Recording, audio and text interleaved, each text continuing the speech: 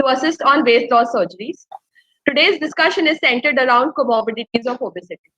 Now, obesity is known to have an increased risk for developing many medical problems, including insulin resistance and type 2 diabetes mellitus, hypertension, dyslipidemia, cardiovascular disease, stroke, sleep apnea, and so on. To throw more light on this, we have our eminent speaker today, Dr. Khushrao Bajan. He's a consultant in critical care and head of emergency department. Now, obesity is known to have an increased risk at Hinduja Hospital and MRC Mumbai. Pioneer to bring the ACLS and BLS courses in India, Dr. Bajan has done extensive work in disaster relief and emergency management.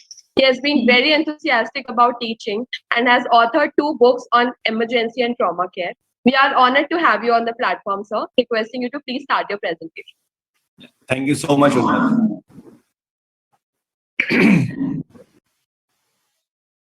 Yeah, my slides seen right here.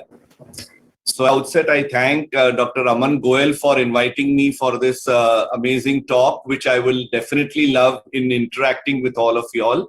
And we know that obesity is becoming one of the biggest killers in the world and always associated with comorbidities. And therefore, in the next 20 minutes or so, I will try to take you through the evolution of obesity and what happens if obesity comes along with comorbidities and how to manage them medically. So we know that obesity worldwide, there are billions and billions, and there are nearly 30% of all individuals who are becoming overweight and obese. And India, this is a 2013 study. There is little more which I will be sharing. And we know that India was the third during the 2013, and it still holds that position. Way back in 2016, Kerala brought out a fat tax of 14.5% on pizzas and burgers. I don't know whether that helped us or not, but that was one way of doing it. In India, we need to definitely lose weight, and there are 73% of urban Indians who are overweight, and a much bigger number, which is also 1 out of 2, 1 out of 3 people who are overweight and obese. Amongst the men, 1 out of 5 are extremely obese or severely obese, and the women, 1 out of 7 are again extremely obese, and the average risk is between 28 and 38 years of age. The other statistics which are very, very glaring is that India remains to be the third in the global obesity index. Obesity prevalence has tripled in the last 40 years, 3-fold higher. And the major states with obesity in India are Punjab, Kerala, and Delhi.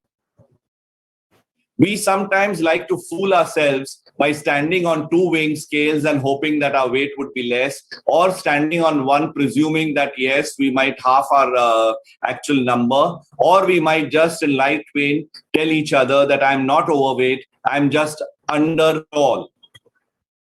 But the real problem is huge. Obesity, along with comorbidities, is an oversized problem, and it not only leads to increased mortality, but also increases the risk and morbidity and the life quality of a human being. And we usually take the height and weight into account, and we have normal, overweight, obese, and severely obese. Or we might look at the body mass index, and which is calculated by weight and kgs upon the height in meters square. And we can divide again our patients into underweight, which is also important to note, healthy, overweight, obese, and severely obese, depending on the BMIs. And I don't want to get into details because everyone knows what is what.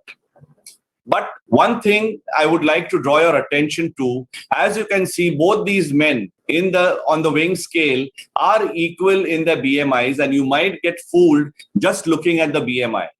So you, on one hand, on the left side, you have a high BMI, but a low fat index. And on the right, you have a high BMI with a high fat index. And therefore, you need to understand that you need to look at many other issues than just looking at the height, weight, and the BMI of the person. So obesity and comorbidities is the main chunk which I'm going to discuss now. They always coexist and invariably coexist. More than 3 or 4 comorbidities may happen in an obese person. And this is the usual dilemma: what came first, Did a diabetic become obese, or did an obese become diabetic, and so on and so forth. So the usual chicken and the egg story. But this is an important slide to know what all can happen along with obesity in the terms of comorbidities. So these may be complications, these may be comorbidities, and I'm going to look onto them maybe in a bit. So the migraines, depression, pseudotumors in the brain, cerebri, and obstructive sleep apnea. You go lower down and you can have asthma and even COPD. You can have the heart being involved, where there is hypertension very commonly, and cardiovascular disease. You also may have dyslipidemia and hypercholesterolemia. You would have gastroesophageal reflux, which might even mimic a cardiovascular disease and cause problems. There would be a NASH, which is a non-alcoholic fatty liver. There could be cancers, which I will again discuss. And the biggest problem would be diabetes and metabolic syndrome, stress incontinence, degenerative joints, gout, venous stasis leading to thromboembolism. And in the COVID times, we talk a lot about this venous stasis, and also polycystic ovarian syndrome. And there are leading to infertility. There could be many more than just shown in this chart. How common are they? So this is an odds ratio, and I will not discuss what is odds ratio, but every single parameter is given an odds ratio, and you can have a major depression from 1 to 21 odds ratio, and so on and so forth. So just for being statistically correct, an odds ratio can be calculated like this, where it is AD upon BC when we have a chart on the left like this. And then that would also tell us the relative risk of developing the comorbidities or the attributable risk depending upon certain statistical calculations. So we know that it is extremely common. And this is a very good chart. As you can see on the axis here, there is a BMI of less than 21 going up to more than 35, underweight, normal weight, and then obese and overweight, and severely obese. As you can see, substance abuse, peripheral arterial disease, osteoporosis, and the AAAs are actually higher in the underweight patients here. Whereas the dark blue, which you can see at the last, pulmonary hypertension, erectile dysfunction, renal failure, congestive heart failure, degenerative joints, OSAs, diabetes, hyperlipidemia, hypertension, and the metabolic syndrome actually go higher exponentially as the BMI increases. So this is an interesting finding, and it basically tells you that even underweight can have problems and not only overweight. This is, I call it the full chakra or the life's full circle. And as you can see, we know that childhood obesity is now an epidemic or a pandemic like the COVID. It can lead to adult obesity, but it can also influence on the puberty and cause impaired fertility with hypogonadism. It can lead to insulin resistance and type 2 diabetes. It can lead to dyslipidemia, hypertension, and cardiovascular disease. It can lead to increased risk of certain types of cancers. It can also lead to physical handicap, where the person may not be able to walk easily or have osteoporosis or joint problems, increased load leading to orthopedic problems, as I mentioned, and sleep apnea, and decreasing the quality of life, and certain low esteems, and leading to psychosocial and depressive attitudes. So there is so much associated with obesity that earlier obesity was not included as a disease. But now we know that even the insurance companies agree with the surgeries as part of life-saving surgeries. So what's the big deal if we have comorbidities? So just being obese is not bad enough.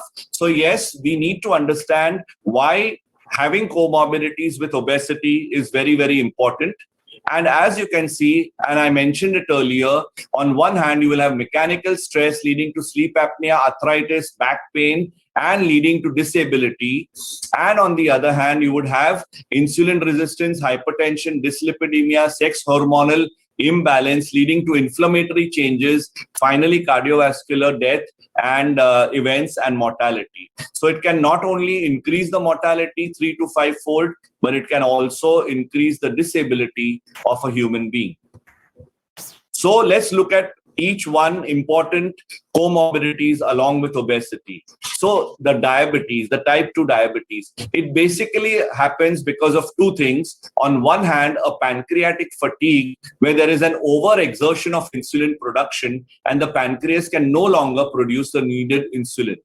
On the other hand, the cells don't respond to the insulin whichever is produced, and that is the leading to excess of glucose and therefore diabetes. And you can see this very nice circle of insulin resistance where initially there is an increase in the carb craving, then the chronic carb consumption, blood glucose levels go up, pancreas needs to secrete more insulin, cells get resistant to insulin, and then the cells struggle to produce enough energy, and the vicious cycle leading to inflammation, more insulin being produced, which leads to pancreatic fatigue, and so on and so forth. And then there is another concept with the diabetes and obesity called as the sarcopenic obesity, which is important. So in India, we just like calling anybody who is obese very healthy, but that's not the right term.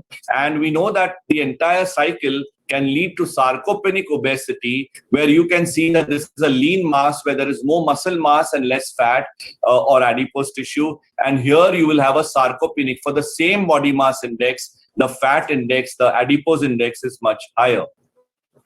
It also causes hypertension, and in hypertension, we know that it will affect not only the adipose tissues, the RAS system, the adrenals, the aldosterone, and also the sympathetic activation leading to hypertension. Obesity, as I mentioned earlier, can cause hypogonadism, but it can also cause dyslipidemia, where there will be an increase in the LDL, the triglycerides, and a decrease in the HDL, which is even compounded by less of activity. And then there will be lipid deposition and accumulation of the visceral fat in the wrong areas, the wrong arteries, and lead to death. And when we have diabetes, hypertension, dyslipidemia, along with inflammation, we call it the obesity metabolic syndrome. And we know that having that would increase the mortality by almost 5-fold. We then would have an OSA where again we have a vicious cycle between it, but the patient would have daytime somnolence and want to yawn the day along, and in the night would be snoring away to glory, not sleeping well, and causing a lot of inflammatory changes and problems in his breathing capacity, also being a nuisance to the others sleeping with them and having a disturbed sleep. So this is an actual big problem. Then you may have gallstones, and this is again very common, where gallstones are 3 times more common in females than males. But obesity is the first for high risk for gallstones, and pregnancy, diet, thalassemia, gastric surgery could be the second and third. And then the malignancies, the most dreaded. So this is one chart which actually is very, very scary. And you can see that 31% of breast cancers, 44% of kidney cancers, 60% of bowel cancers, and 22% of womb cancers can be induced by alone by obesity. And it would be inadequate for me to talk about the severe obesity and the severe course, or the mortality and morbidity that occurs when it occurs along with COVID. So an obese person getting a COVID would usually have these comorbidities which make it worse, would also have respiratory dysfunctions which COVID attacks there. So besides having COVID, they would have increased airway resistance, impaired gas exchange, and low muscle strength. And they would have the other metabolic parameters and the inflammatory parameters leading to a cytokine storm easily. And this is an amazing chart where on one side, obesity, diabetes, on the other hand, COVID-19 would actually lead to so many problems, not only in the circulation, the inflammatory markers, the cytokine storm, the kidney function, the heart function, myocarditis, lung function, and the brain also. And therefore, an obese person along with diabetes has a much higher risk when they develop COVID. And the same cycle, I won't repeat myself again and again, but leads to a lot of limitations in the critical care where these COVID patients are managed. like prone positioning is difficult, intubation becomes difficult, and then higher ventilative pressures are required, which is against the norm of ventilating ARDS patient. So you are running with a very bad, difficult patient where you need to strike a balance between the obesity, which is already there, and the management of the patient in the critical care. And it makes a nightmare for the anesthetist, because the morning sniffing air position is the normal position we give a patient whilst we intubate. But in a morbidly obese person, we have to change that over into a ramped up position in which the ear and the sternal notch stay in the same horizontal plane. And this makes everything so much more difficult, not only to intubate, but to also ventilate these patients or even prone these patients. And then once in a while, life-threatening complications could be the presentation of an obese person, and that could be anything from honk to DKA to even dreaded pulmonary embolism, which is common, or cardiomyopathies, or even sometimes complications if the patient has undergone a bariatric surgery. But in the right hands, this would be minimized, and Dr. Goel will definitely tell you all about it. So my third part of the talk is why and how to treat the obesity, especially when it is associated with comorbidities. So there are some smart tips, and that is the old and the new way. I'll just take a couple of these. Eat less and exercise more was the old way, but eat more and exercise smarter is the new way. Slow down the metabolism, but here we need medicines and food which would speed up the metabolism and lower your set point weight, etc. So these are the important smart ways of going ahead. I would like to quote here by saying, food is the most abused anxiety drug, and exercise is the most underutilized antidepressant, and it is up to us what to make out of the obesity so that we can change ourselves to a better future. Coming to the treatment, this is a pyramid which is very important. So first, when the BMI is more than 25, we offer lifestyle modifications where diet, physical activity, and behavioral modifications are suggested. Now look at the left here, the basal metabolic index or body mass index of more than 27 with comorbidities is equal to a body mass index of more than 30 without comorbidities. So every time we manage a patient with treatment, we look at whether they have comorbidities or not. And if that is the case, then we give them pharmacotherapy. And if the body mass index is more than 35 with comorbidities or more than 40 without comorbidities, obviously they would be needing surgery. Now, this is a pyramid, but nowadays, many a times patient may need this stage if the comorbidities are more. And again, Dr. Goel, who's the absolute master in this, would tell you more. So this is a continuum of care which we should understand. And as you can see, on the right, this is the same thing. As the weight goes on increasing, we ask questions about comorbidities all the time, and try to titrate our therapy depending upon the number of comorbidities available. This is a nice chart again where we need to address the root cause, personalized and targeted therapy, easy to follow, convenient, holistic, evidence-based and developed by obesity experts. And you need a team effort here to actually treat a single patient.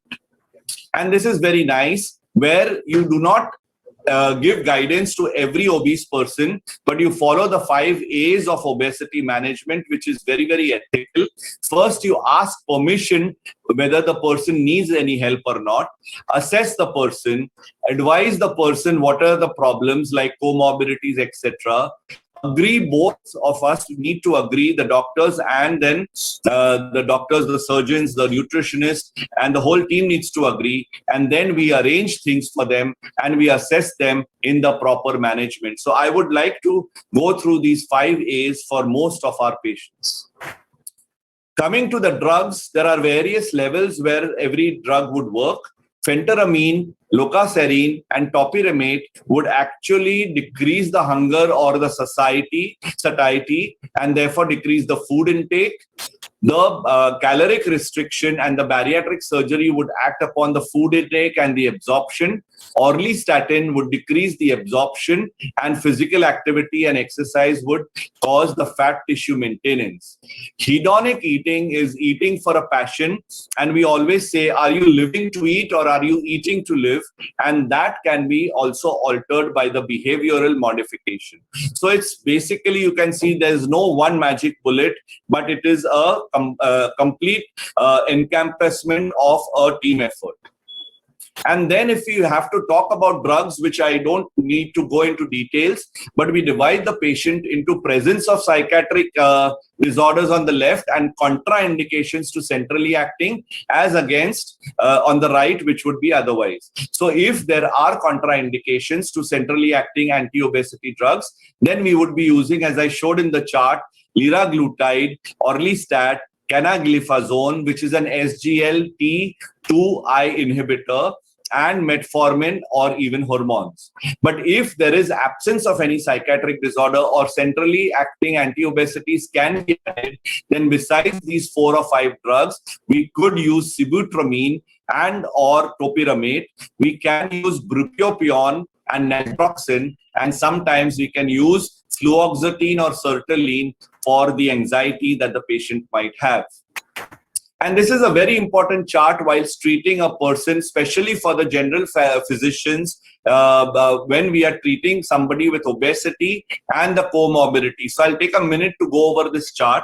If we are using antidepressants, we need to know which ones will cause weight gain and make it worse, and which ones would help to lose weight or keep the weight neutral or even induce a weight loss. And therefore, in this group, nortriptyline and amitriptyline and mirtazapine and sertraline would probably increase the weight, but fluoxetine, sometimes sertraline when used for a short duration, and bupropion can induce a weight loss. If we are using antipsychotics, then olanzapine, quetiapine, and risperidone would increase the weight, but these medications, which we rarely use, can in fact be used to reduce weight. So of these, topiramate is one which we use in neurology, which is actually an anti-epileptic, but those patients who are obese and have a lot of back pain and neuropathy, people are given gabapentin as the mainstay of treatment, but that can also increase the weight. As against that, if we use lamotrigine or we use topiramate, that would help. Endocrinology, the anti-diabetics. Now we should remember that whenever we use insulin, sulfonylureas, there is weight gain, but acarbose, metformin, GLP-1 and the SGLT2, which are the newer one inhibitors, are the ones which will induce weight loss either by the stool mechanism or the urinary mechanism of excretion of sugars. Endocrinology, steroids, yes, of course, will always make a person gain weight, but the lowest dose, if needed for rheumatoid arthritis, etc., we must use. In the contraceptives, we know that depo-metroxy would increase the weight, and therefore we might have to offer them alternative therapy like an IUCD or even a low-dose combination of an oral contraceptives. In cardiology, as an antihypertensive, carvedilol, nebivolol would probably make you lose weight, but metoprolol and other beta blockers would increase weight. And then when you use antihistaminics, we should use them for a short duration because chronic use can also lead to weight gain. So this is very important in how we tailor our therapeutic pharmacotherapy in these patients with comorbidities and obesity.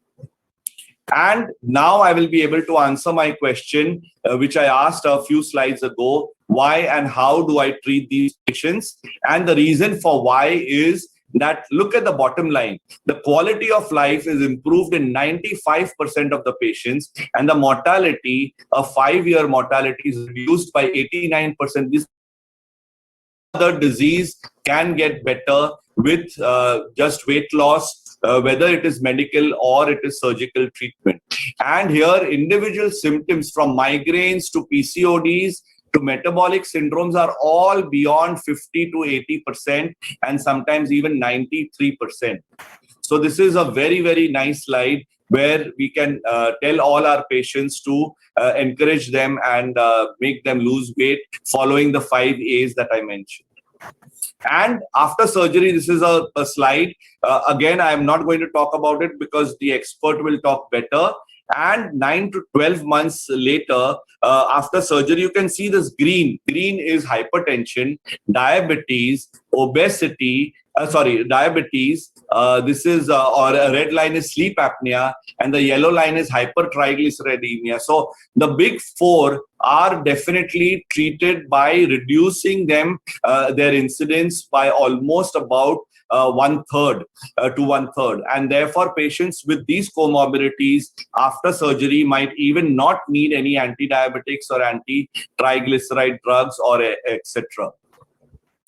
I would end here by saying that the doctor of the future will give no medicine, but will instruct his patient in the care of the human frame, in diet, and in the cause and prevention of disease. And this was said by Thomas Alva Edison, who's a scientist and not a doctor, but it was so much forethinking that he mentioned this. And it's not us to treat the patient, but to follow and guide them in making them make the right choices. I cannot see this on the right because of the people seen here, but accept your past without regret, handle your present with confidence, and face your future without any comprehensions. I would end here by saying that we always see obesity very commonly, but that should be removed and very easily treatable and preventable in our management of patients, and we should start getting fit. And I thank you all for a patient hearing, and I'll be glad to discuss anything that will feel appropriate. Thank you, Dr. Bajan. Very insightful presentation, very interesting discussion, and I like the quotes. I'm personally a very big fan of starting the presentations and ending them with the quotes. Keeps the audience engaged with you. So we have Dr. Satyanarayan and Dr. Jaikrishna with us. I think they'll have some questions with you. Dr. Jaikrishna and Dr. Satyap, can you please unmute yourself and present him with your questions?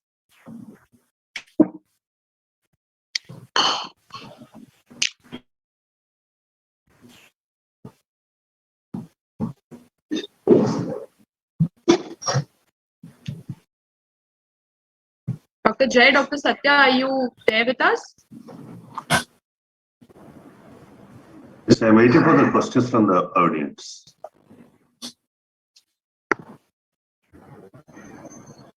I think he's waiting for Dr. Unnat. Bajan, it was excellent presentation. A completely different direction to the whole problem. You have, in 20 minutes, you covered up the whole thing so beautifully. I've heard so many talks, it's mesmerizing. And so much emphasizing the problems related to obesity. That was wonderful. Thank you. So let's ask the physicians, do they have any questions in mind? Dr. Jaikrishnan? Yes, since we are waiting for the questions from the audience, can you please elaborate, while reducing the body weight, the obesity, the diabetes can be reversed, at least up to some extent. Can you throw some light on that, sir? No, so the mechanism of diabetes, I mentioned that it is multifactorial. There is a pancreas which will become exhausted and not produce insulin finally. And on the other hand, you will have the cells which will not take up the insulin. So this can be reversed because the weight would be lost and the patient would be more active. So the entire process by which diabetes happens in these patients of obesity would be reversed with adequate weight loss. Yeah. Dr. Raman is the expert, so if I have not answered properly, sir, please. I can add. I can add a few things. So one thing that we have learned after starting these surgeries for diabetes is that there are certain factors in the duodenum which are probably responsible for insulin resistance. And when the food doesn't cross the duodenum, those factors are not stimulated, and that is why the insulin resistance after bariatric surgery drastically goes down. and that frees up the insulin. That means it becomes more effective. Second thing that Dr. Jayakrishna, that can explain diabetes control after weight loss or after any obesity management is the GLP-1 secretion. So as you physicians normally use GLP-1 agonists nowadays, that is stimulated faster after a surgery, and that improves the responsiveness of beta cells towards glucose.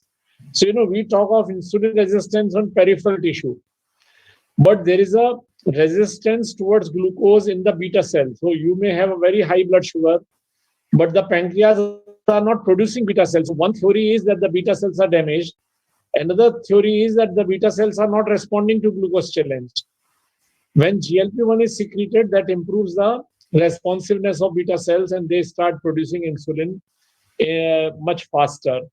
So there are various things, it's just gut hormones, bile acids, so many things which can be responsible. And the only way to explain it is it's multifactorial. So you cannot pinpoint one reason to explain this.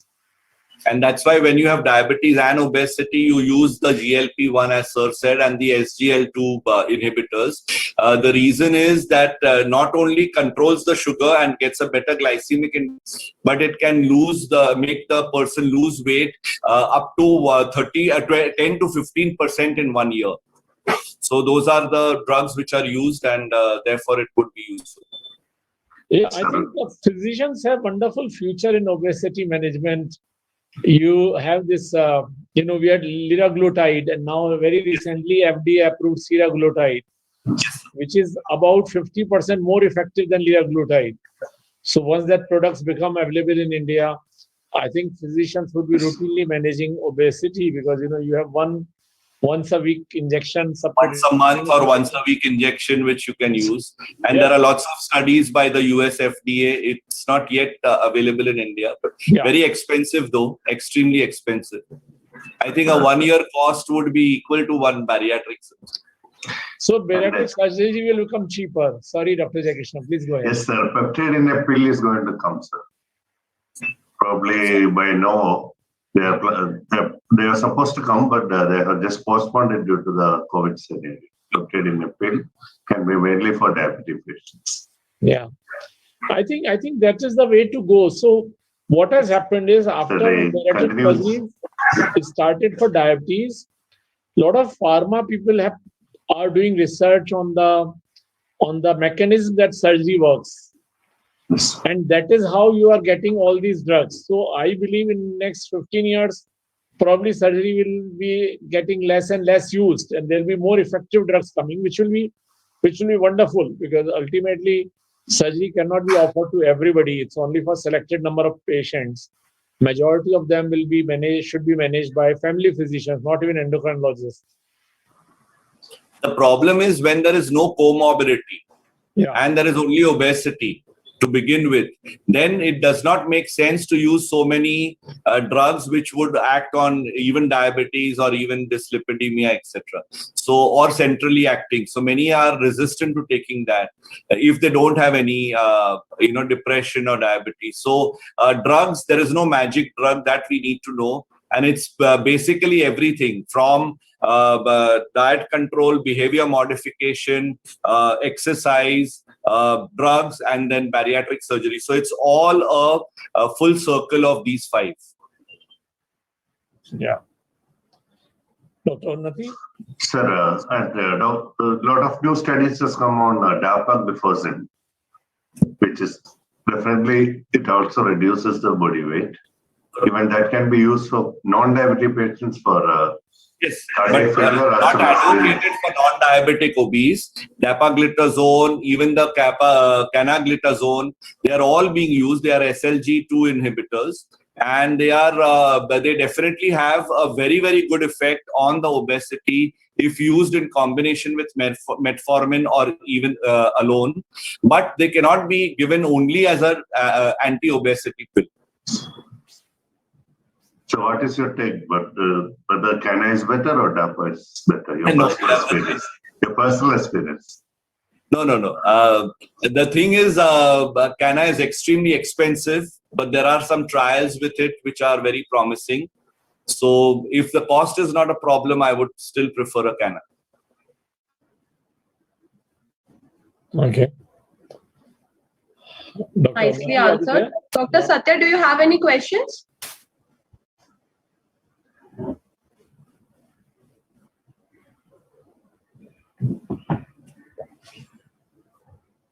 I think if not, we can move ahead to Dr. Raman's session.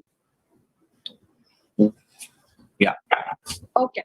Thank you, Dr. Bajan. It was really an insightful session. And without further ado, I would like to start the next session by Dr. Raman Goyal. Okay, thank you, Dr. Now, we all know that Dr. Raman Goyal is the pioneer in bariatric surgery specialist in India, who pioneered laparoscopy surgery practice at Mumbai. He is also the member of Special Board of NB. He was trained in bariatric surgeries from France, USA, Australia, and various countries, and brings a variety of insights and vast experience in the same. Dr. Goyal is the editor of Bariatric Journal and has participated in a lot of talks on COVID-19 and its prognosis in obese and hyperglycemic patients. He is also the immediate past president of IAGS. Welcome to the program, sir. Please start with your presentation.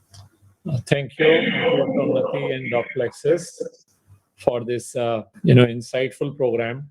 Series of obesity-related programs. So every week on Thursday, we have this program. And I'm so happy because Dr. Khushrao Bajan, who is a colleague of mine at Hinduja Hospital, simplified the whole thing about comorbidities in obesity. And comorbidities in obesity have become a major issue, especially during COVID-19, because it was reported that world over, more people had severe COVID, those who had comorbidities and those who had obesity. So I think it's very relevant at the moment, and it's important that we realize the seriousness involved in obesity and related comorbidities. So I'll briefly speak. He has already covered the topic so well. This is our Center for Metabolic Surgery at Mumbai, and I'll briefly speak about a bit about bariatric surgery today. A lot of things have changed from where we started in last 21 years. So I did my first bariatric surgery in the year 2000, and in 21 years, there are a lot of new understandings in bariatric surgery. And I think since this is a program towards family physicians, it's a good platform to share those details. So first thing, the foremost is that the bariatric surgery, the name itself changed over a period of time. From 1966, when the bariatric surgery started all over the world, this was primarily done for weight loss. And then somewhere in 2004, surgeons realized that we can also treat diabetes. And we said that the surgery for diabetes is metabolic surgery. So we started calling this bariatric and metabolic surgery, bariatric for weight loss and metabolic for diabetes. But then over a period of last 16, 17 years, further understanding came that bariatric surgery basically works through metabolic changes in body. So there are hormonal changes, gut hormones changes, the gut bacteria changes, gut pH changes, even the bile salt enterohepatic circulation changes, and all these are metabolic changes. And thus now from 2018 we are using this term interchangeably. You can call it metabolic surgery or you can call it bariatric surgery. They are used for the same weight loss and metabolic changes that happen after surgery. Now, bariatric surgery is a weight loss option in selected patients. Why so? Because it is known that if somebody has a lifestyle change like diet and exercise, usually they end up losing 5 to 10% of their weight. But 92% of those people, like an overweight person, is likely to regain weight within 1 year of going on a lifestyle change. And 98% of those who are going for lifestyle change will regain their weight. So though the lifestyle changes are the foundation of weight loss treatment, but the recidivism or relapse rate is very high. While after surgery, people can lose between 70 to 100% of their extra weight, and almost 75% of them maintain their weight long term, even after 10 years. And that is the difference between a lifestyle change and bariatric surgery in real terms. Now, as far as diabetes outcomes are concerned, these are various studies, but the first study which came in 2004 said that diabetes is resolved in almost 84-85% patients. That means 85% of those patients who had diabetes before surgery will not require medicine, and their HbA1c will remain below 6.5, which was a very big news. And then Cleveland Clinic did a RCT sometime which got over in 2018 or 19, where they compared a group of patients who had bariatric surgery versus those who had metabolic therapy, intensive metabolic therapy. And they said after 5 years, those who had bariatric surgery, their mean HbA1c was less by 2.1%, while those who were managed with medicine, their HbA1c was less by only 0.3%. So there is significant difference in the HbA1c reduction between patients who undergo surgery versus those who undergo medical therapy. Now, another thing that changed over years is the surgical indications. And what Dr. Bajan showed was what was approved by FDA and NIH in US way back in 1994 or 95. But then over a period of time, we realized that surgery can be offered now, let's say in India or in Asia, for people who have a BMI of 27.5, but they have uncontrolled diabetes. So now the surgery is being offered not for weight loss, because these people are almost normal weight, but it is being offered to control diabetes. And also the Indian guidelines says now that if BMI is more than 30 and patient has comorbidities like uncontrolled blood pressure, PCOD, sleep apnea, or other diseases, then we can offer surgery. So for comorbidities, we have reduced the guidelines, substantially changed the guidelines to bring it down to 30 BMI, for the simple reason that the focus should be on disease treatment and not on weight loss alone.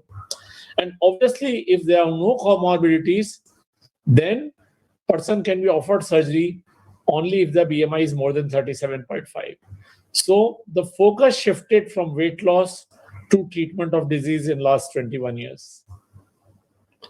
Some procedures got added. When I started the bariatric surgery, there was only one procedure out of this, that was a lap Roux-en-Y gastric bypass. And somewhere in 2004, we started doing lap sleeve gastrectomy. In 2012, we started doing lap 1 anastomosis gastric bypass. And somewhere in 2018, we also started doing endoscopic bariatric. So the procedures have also changed, and now these are the 4 kinds of procedures which are commonly being done all over the country. There are 3 of them are surgical procedure. Just to show you a picture, this is sleeve gastrectomy, where we staple the stomach and we remove rest of the stomach. This is Roux-en-Y gastric bypass, which is also called the gold standard procedure, where we make a small stomach and join the jejunum here. So the food goes directly into jejunum and rest of the stomach and duodenum is bypassed. And this is 1 anastomosis gastric bypass, where we make like a sleeve and join the intestine so that the food directly goes into jejunum and rest of the stomach is bypassed. Now, as far as endoscopic procedures are concerned, now endoscopic procedures, though they give weight loss, we do not consider them as a bariatric procedure. We do them ourselves through endoscope, and there are various types of procedure. One is called gastric balloon. I'll show you a brief video on that. Then another one is endoscopic sleeve gastroplasty, and third one is aspire assist, where we can empty the stomach like a PEG tube, and after a meal one can empty the stomach. This is FDA approved, but it's still not available in India, and they have limited weight loss. I'll talk about it in next 1 or 2 slides. So this is the kind of balloons which are available now. So this is a balloon which goes in a collapsed form in the stomach, and then balloon can be inflated inside. So it occupies part of the stomach. There are double balloons, or there is a balloon which is adjustable balloon, like a Spatz balloon, which can be kept inside for 1 year. So these are different types of balloons. I'll show you a brief video. This is an animation that how the balloon goes inside, and this is just like a Ryle's tube. The balloon is introduced. The patient is under sedation. And once the balloon is in the stomach and we put an endoscope and see its position, we inject saline in the balloon, and the balloon is inflated. This is a saline which is diluted with methylene blue, so that it's blue in color. And then once it's inflated enough, then we withdraw the tube, and the balloon remains in the stomach, and it occupies half the stomach. So it's basically the person is already half full and is eating less. Then the newer procedure is endoscopic gastroplasty, where we endoscopically put stitches from inside. So we stitch the stomach in this way and we tighten it. We stitch the stomach in this way and we tighten it. So what happens is that the stomach, which was like this, comes towards the lesser curvature. So stomach, which should have been till here, because of the stitches, it's collected towards the lesser curvature, and the sleeve is like this. So it's a sleeve gastroplasty, which can be done endoscopically, and there is no surgery involved from outside. Generally, balloons give weight loss of up to 8 to 10 kgs, and gastroplasty gives weight loss of about 15 to 18 kgs. We have been regularly publishing our data. These are 2 of our studies, which shows that at 3 years, diabetes resolution happens in almost 80 to 92% patients in India, and at 5 years, diabetes resolution happens in 64% patients. This is much better than Western data, because Indians primarily eat carbohydrates, and after surgery, they are eating more proteins. So automatically, sugars get better controlled. There are many other benefits. Dr. Bajan had already covered most of them. Like sleep apnea resolution happens in almost 95% patients. That means they don't need CPAP anymore 1 month after surgery for the rest of the life. Acidity or reflux happens in 65% patients. The joint improvement happens in 55% patients. PCOD and infertility improves in 70% patients, and the list goes on in terms of cancer reduction and many other things. Friends, as far as long-term outcomes are concerned, there is no dieting involved in this, and that's important, because the person is encouraged to eat high-protein diet. Person can eat the regular chapati or rice, all kind of vegetable, non-vegetarian items, fruits. They are encouraged to do moderate strength training, and the only restriction is that they should avoid alcohol and calorie-dense food, so that they do not get too many calories from these items. Just to show you this young lady who had a surgery, and 10 years later, after a healthy delivery, she is still around 50 kg below her weight. Now, as far as risk of surgery is concerned, again, this has changed over years. When we started surgery in 2000, the risk of the mortality risk was about 2%. Sorry, I'm having trouble with the connection. Sorry. Please try again in a moment. So the surgical risk was about 2%, and now it has come down to 0.05%, which is almost the same as that of cholecystectomy or a laparoscopic hernia repair. And this is not because we have become more experienced, but because there is a better technology available. The better anesthetists have become more experienced, better anesthetic drugs are available, and better understanding of disease by surgeons and physicians together. And it is also seen that the risk is less in experienced hands, those who are doing high volume surgeries. Just to show you, this gentleman, he was 127 kgs, lost weight, and he's now a regular marathon runner all over the world.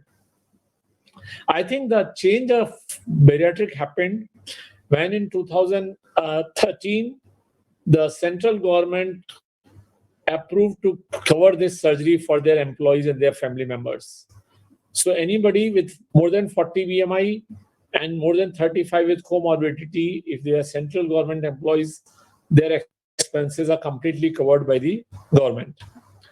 And then in October 2020, from 1st October 2020, all insurance companies are covering bariatric surgery. So now on an average, almost 80% of our patients are completely reimbursed or they go through the cashless route. It's important to realize that there is no pre-existing clause in corporate and family floater policies. The pre-existing clause is only in the individual policy, and that limit is also 4 years. So if anybody has a policy for more than 5 years, the insurance cannot deny payment for their bariatric surgery, irrespective of whether they were overweight before that or they had diabetes before that. So these are the criteria that a physician should know when insurance will cover. So if BMI is more than 40, then insurance has to cover. And if it is more than 35, then one of these 4 conditions has to be there: uncontrolled diabetes, severe sleep apnea, coronary heart disease, or cardiomyopathy. So if one of these 4 are there, that insurance companies are obliged to pay for the bariatric surgery. So thank you so much for patient listening, and I'll be very happy to answer questions related to bariatric surgery or obesity in general along with Dr. Bajan. Dr. Unnati.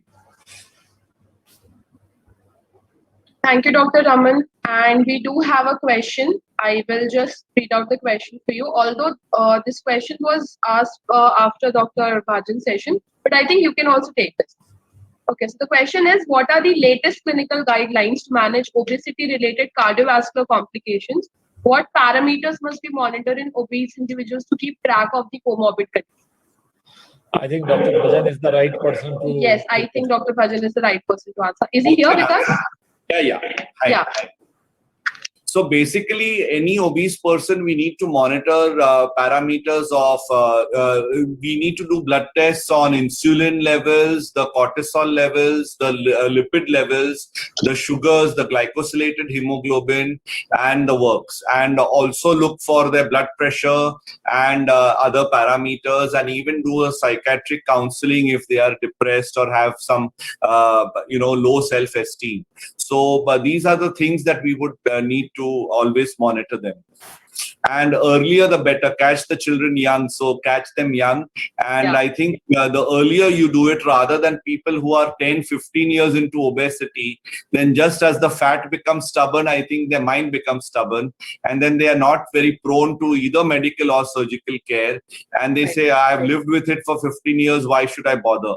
So please, I think we need to make parents aware for childhood obesity and make sure that they are regularly checked, because obesity is now a disease. As Dr. Raman said, it is a disease and we need to address it from the beginning. Otherwise, I showed you the chart of a circle where pubertal obesity can actually, or childhood obesity can lead to adult obesity and complications. So a good monitoring is important. And when comorbidities happen, then definitely it needs to be addressed. But I would go one step further by saying, catch them young. So catch them even before the comorbidities exist. So doctor, I have one more question related to what we discussed right now. So we know there's a lot of lifestyle difference in the European countries and the Western countries, and there's a lot of lifestyle and dietary difference in our countries. So how do you think post-COVID those countries, are they treating obesity better than us, or are we ahead of them? Like what does the data, what does the statistics say? Dr. Goel. Yes, Dr. So, Dr. Unnati, the issue is that they have a lot of facilities available, right? But they also have more obesity than our countries. Our country means third world countries. Third world, yeah, correct. So on one side, there is a surplus of calorie-dense food which is available. On other side, they have all facilities for cycling track, walking tracks, sports facilities. So I think the government and the society is making all out effort there to control obesity. It is just a matter of time. Some of the countries have been able to reduce or slow down the growth of obesity, like in US now.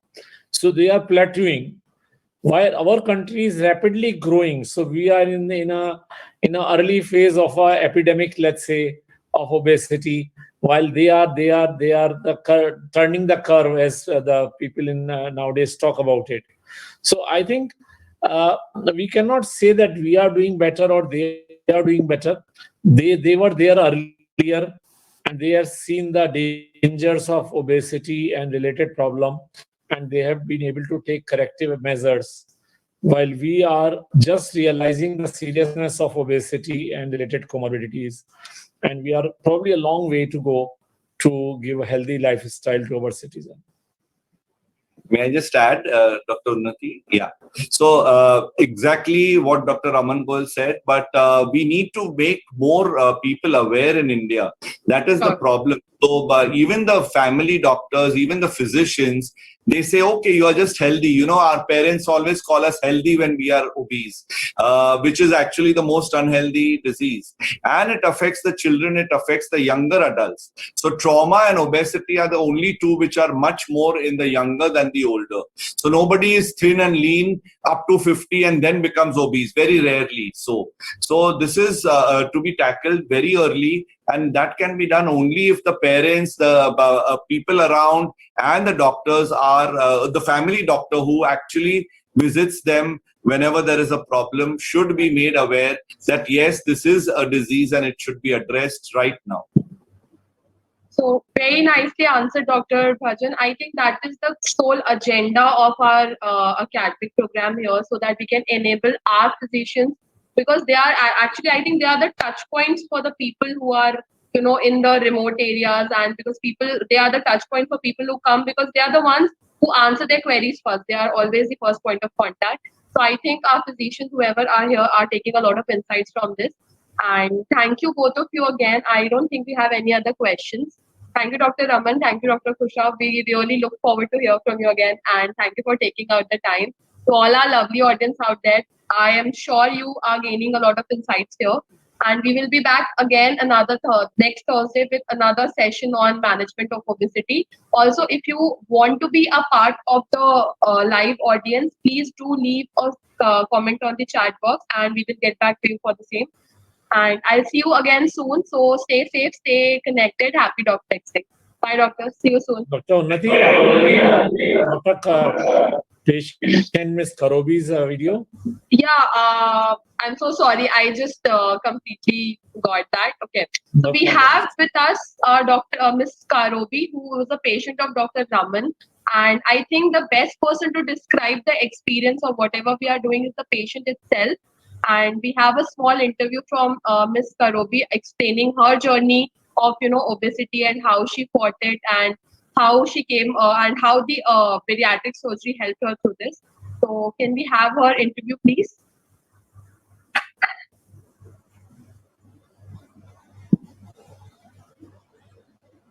Karobi is from Kolkata, and Yes. you know, she came here for her bariatric surgery sometime In back. 2019, right, doctor? When was she operated? Yeah. 2019. Yeah.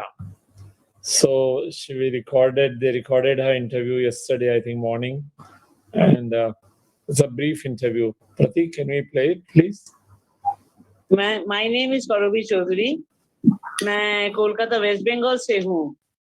मैं 2019 में मैं bariatric कर चुकी हूँ क्योंकि मैं बहुत problems face कर रही थी. बैरिएट्रिक से पहले मेरे ब्रेकफास्टनेस थे. मैं ज्यादा दूर तक वॉक नहीं कर पाती थी. मैं स्लीप एपनिया भी थी, बट मैं डायबिटिक नहीं थी. स्टेयर्स चढ़ने में भी मेरा दिक्कत होता था. लेकिन अभी 2019 में डॉक्टर गोयल का अंडर में मैं ऑपरेशन बैरिएट्रिक का ऑपरेशन किया है. उन्होंने और डॉक्टर मधु गोयल ने मेरा बहुत ही केयर किए हैं।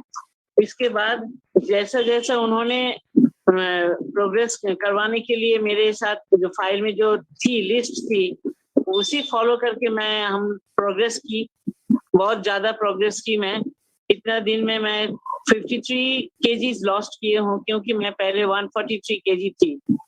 अभी मेरा वेट है 94 kgs. Now I can walk up to 20 to 30 minutes. मैं स्टेयर्स भी चढ़ सकती हूँ। मैं ब्रेथलेसनेस भी नहीं है मेरा, क्वाइट ओके। मैं थायराइड के पेशेंट हूँ। अभी डॉक्टर मैम मधु गोयल के अंदर में उन्होंने मेरा 125 एल्ट्रॉक्सिन का पावर कर दिए हैं, उन्हीं का चार्ट मैं फॉलो कर रही हूँ। अभी मैं पहले से बेहतर हूँ।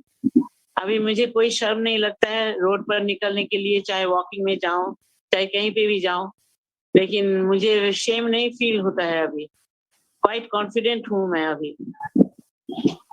पहले से कारोबी जी, आपका ये जर्नी सुन के बहुत अच्छा लगा। It was great knowing that अब आप अच्छे से रिकवर कर गए। तो सर्जरी के बाद रिकवरी होने में आपको अपने नॉर्मल लाइफस्टाइल आने में कितना टाइम लगा? नॉर्मल लाइफ ज्यादा दिन तक नहीं लगा, मुझे तो बहुत जल्द ही आ गया, क्योंकि हॉस्पिटल से रिटर्न करने के बाद भी मैं हल्का फुल्का काम करने शुरू कर दी। मैं कभी सो के नहीं रही। थोड़ा थोड़ी मेरा हाउस होल्ड वर्क तो मुझे करना ही पड़ा, मैं तो करती ही थी। अभी भी मैं बहुत ज्यादा करती हूँ। लॉन्ग टाइम तक खड़ा हो ना सकती हूँ। बाहर जाती हूँ मैं वॉक के लिए, मॉर्निंग वॉक के लिए, कहीं घूमने जाती भी हूँ, फिर भी मुझे कोई तकलीफ नहीं होता है। स्टेयर्स चढ़ने में, चाहे स्टेयर्स उतरने में, चाहे कोई भी काम में, चाहे नींद में भी ब्रेथलेसनेस मैं फील नहीं करती हूँ। अभी मैं बाइपैप भी यूज नहीं करती हूँ। अभी मैं बहुत ही ठीक हूँ। Great to know that and we are very happy to know that आपने इतना अच्छा रिकवर कर लिया है। अच्छा, एक क्वेश्चन और है आपके लिए, जैसे सर्जरी के बाद आपको अपने खाने पीने में क्या चेंजेस करने पड़े? खाने पीने में देखिए, पहले जैसे तो मैं ऑयली फूड्स नहीं लेती हूँ। कुछ लेने से पहले मुझे सोचना पड़ता है कि मैं ये खाऊं, ये मेरे सेहत के लिए ठीक है कि नहीं। सुबेरे मैं एक स्कूप प्रोटीन ले लेती हूँ और 2 टोस्ट ब्राउन ब्रेड, और दोपहर को 6 to 7 tablespoon rice, vegetables, and as we are Bengali, we take fish. One fish is coffee. 50 grams of fish is just okay for me. At 3 o'clock, I take fruits and chena, and at night also in dinner, I take 6 to 7 tablespoon rice and a cup of dal and थोड़ा सा vegetable. यही मेरा मेनू है, diet chart. Great कारोबी जी, बहुत बहुत धन्यवाद। आपने काफी अच्छे से एक्सप्लेन किया है एंड ऑल द बेस्ट। जो भी आप कर रहे हैं कंटिन्यू करते रहिए, और आपका ये वीडियो आई एम श्योर बहुत लोगों को, बहुत सारे डॉक्टर्स को भी इंस्पायर करेगा, ताकि वो और पेशेंट्स को बताएं। मैं और एक बात मैं अंत में कहना चाहती हूँ। बिल्कुल ऑफ कोर्स। क्योंकि मेरी life gifted by doctor Ramen Goyal and doctor ma'am Madhu Goyal, because without them I won't be so much successful. Till now, Dr. Ma'am Madhu Goyal guides us, and I am quite fine and quite okay in her guidance. Karobi ji, thank you so much. Wheel chair में गई थी, मैं walk करके घर आई हूँ। I know. और weight loss अच्छा है आपका। मुझे दिया है वो बॉम्बे स्टेशन में आप सोच नहीं पाएंगे। फर्स्ट प्लेटफॉर्म से लेके 16 प्लेटफॉर्म तक लगेज लेके चलना, ये कोई मामूली बात नहीं है। बैरिएट्रिक के बाद ही ये सफल हुआ है। Excellent, very good. वहां पर भी और यहाँ हावड़ा में भी इतना मैं पैदल चल के आई, वो मैं आपसे कह नहीं पाऊंगी। लगेज लेके, वो भी मैं और मेरे हस्बैंड। एक्सीलेंट। कोई नहीं था साथ में, लेकिन हम दोनों आए हैं आपके लिए। आप और मैम के लिए इतना कॉन्फिडेंट मेरे में जगह है जो मैं कह नहीं पाऊंगी। Very good. नहीं, मुझे ध्यान है आपका, जब आप आए थे दोनों, और शुरू में आपका फिटनेस नहीं मिल रहा था ना, स्लीप एप्निया की वजह से। हाँ, बहुत याद है सर, बहुत याद पहले है। कहीं पे एडमिट भी हुए थे ना एक बार स्लीप एप्निया की वजह से। वो जो क्या थे उनके लगदा वाला जी का सर का, वहां पर गए थे, लेकिन वो हमारे नहीं आया। आप कॉन्फिडेंस नहीं मिला उतना। जितना आपको पास में हमें कॉन्फिडेंस मिला। ठीक मेरे है। दोनों बेटों भी बोला जी नहीं यहाँ पर ही करना है सर के अंदर में। Okay, thanks. Karovi, All thank you right. so much. Thank you so much. Thank you, Dr. Raman. Thank you for taking out the time. Thank you, Karovi ji. ध्यान रखिएगा. We will see you soon. Yes. Bye. Bye. So, Dr. Bajan, this is what the Superb. pediatric is Appreciate the all work, about. Dr. Raman. I mean, the patient, it was clearly visible, when she was talking, that how happy she is and how it has changed everything. We all Talk appreciate. about cosmetic part of it, but look at this lady. I mean, at 143 kgs at this age, she was already quite good looking when she came to us, and imagine that she lost another 53 kgs. Right. For somebody who finds it difficult to walk, also losing 50 plus kgs is substantial. And I think she had all the classic comorbidities of obesity, the sleep apnea, the dyslipidemia, everything and all that. If we look at it from the disease part, I think it really did wonders for her. And appreciate all the efforts, appreciate for you to start this academic program so that we can make more and more physicians, aware about the same thing. Thank you for your time. Is that all? I do not think we have any other questions from the audience. Thank you. Yeah, we'll see you next Thursday. Thank you, Dr. Bajan. Thank you, Dr. Raman, Bajan. Please stay in touch. excellent Academic work, programs so that we and can make the more and quality more of life that you give physicians, patients aware is about the really, same really thing. commendable. Thank you for your So time. keep on Is the that good all? work. I do not think we have any other questions. Bajan, It was amazing. Thank I'm you. sure you're doing an amazing See you work next Thursday, and we will see you soon. Thank you, All Dr. right. Bajan. Okay. Bye, Dr. Raman, Bajan. Please stay in touch. Academic excellent work, programs so that and we can make the more and quality more of life that you give physicians, patients aware is